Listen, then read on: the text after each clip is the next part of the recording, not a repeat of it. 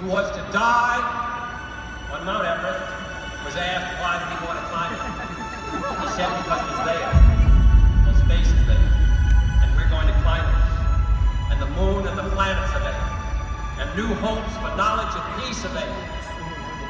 And therefore, as we set sail, we ask God's blessing on the most hazardous and dangerous and greatest adventure on which man has ever embarked. That's 3 hours of boredom followed by 7 seconds of sheer terror.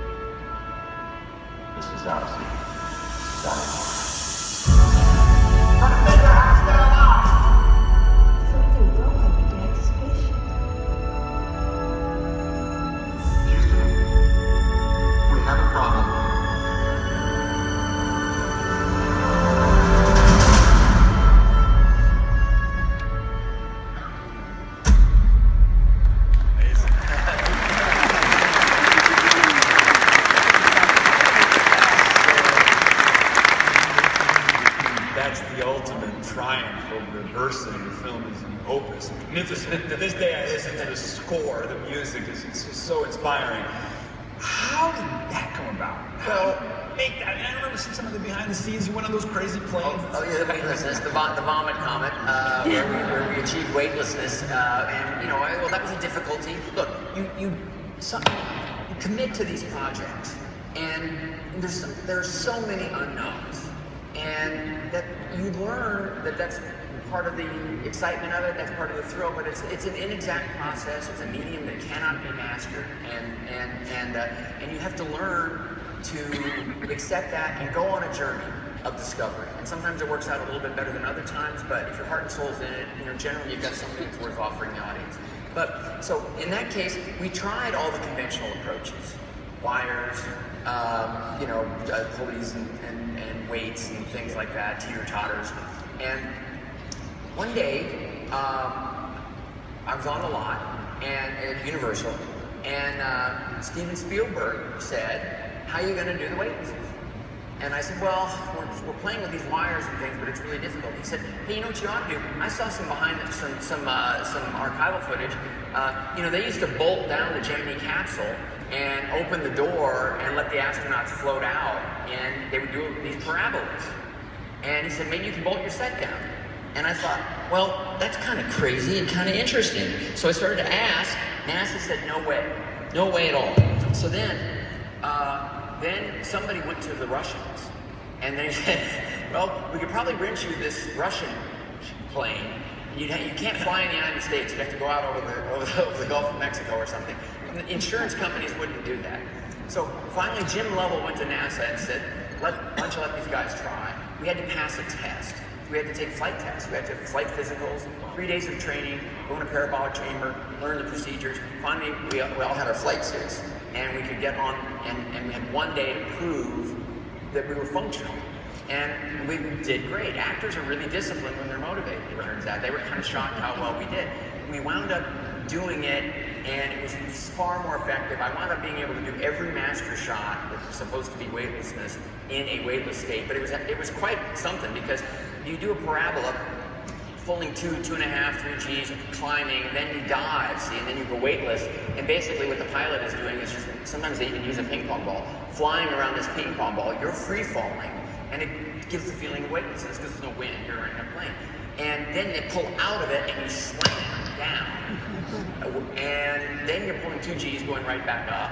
It was an unbelievable challenge, so I had to lay out 10 shots a day, coach the guys ahead of time, direct them. They had to bring their own props. We couldn't have a full crew. It was an unbelievable adventure and challenge, which all the actors in the crew really lived up to. And then later, before it was done, I bumped into Steven and he said, so how you doing with the wires and all that stuff? And I said, well, no, we did the vomit comet. He said, the vomit comet? I said, yeah, I remember you had that idea. He said, I didn't think you were crazy enough to do it. But that kind of problem solving is important. And there's another turning point. I came into this thinking this is the story of these three guys. And as I began to research, and went to Houston, met Gene Kranz, a number of the mission controllers, and heard him say things like failure was not an option. But they told this story, one of them. And in the script, at this point, they were kind of faces. They weren't really important characters in the movie. And one of them said, you know, we knew these guys. We were a community. And for us, this was like being a MASH doctor and a mile and a half behind the front lines, and they've just pulled your budget you went to high school with onto your operating table, and it doesn't look good. And we were not going to let them die. And I moved now, remembering the intensity with which she said it, and I began to realize this is not one story. This is triangular. It's the family, it's mission control, and it's these guys, and a little bit like discovering in Beautiful Mind that there's a love story there. In addition to the overarching plot, there was this heartbeat. What's incredible is one of the things that I think worked magnificently in the film was when you went to Mission Control and you saw them come up with solutions, what the human mind is capable of when it commits to solving problems. Like the impossible is the impossible until you find a solution. Their problem-solving mechanics are unbelievable. There's systems for putting people in rooms and making them fight, making them argue.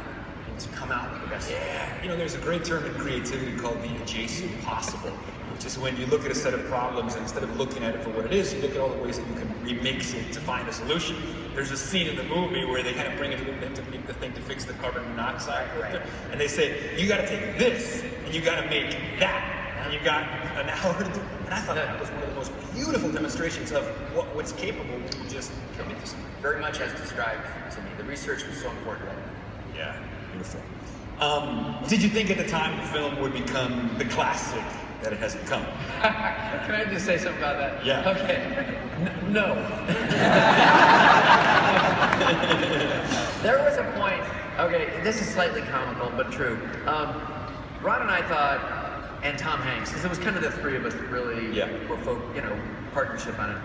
We all thought, well, okay, we'll do this movie. We believe in it. We think it'll be really good. But everybody knows the ending. I mean, everyone in the world knows the ending. These guys made it back. So how could it possibly have suspense? And more than that, like how much could it make at the box office? So we all sort of came to like 40 million. We go, well, I guess maybe 40 million. Because The Right Stuff was a great movie. It didn't do very well. And so the movie comes out. People love it.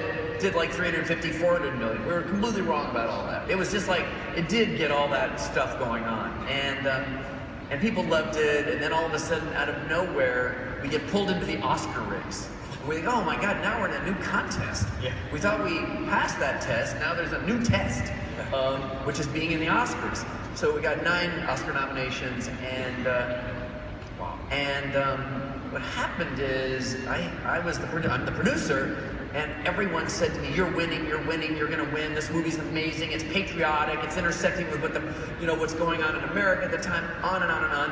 And Las Vegas, we're in Las Vegas, by the way, Las Vegas odds makers are saying you're winning, da, da, da. So I'm actually sitting now at the Oscars, and and the cameras are on the people that are nominated, which I'm one of them. And Sidney Poitier was actually opening the envelope, and I've never done this story in front of you, I don't think. But anyway, Sidney Poitier is opening the envelope, and I'm so fixated on winning, I think it's because I'm told I'm winning, that as he opens it up, I feel like I'm seeing what's like an imperceptible bee coming out of his mouth. And I got up to accept the Oscar, and they go, Braveheart! So, it wasn't Brian Grazer, it was Braveheart. So I kind of get back into my seat like this, so embarrassed. And I literally, I spun my head around like this, and one of my friends, who's chairman of a studio, went like this, loser.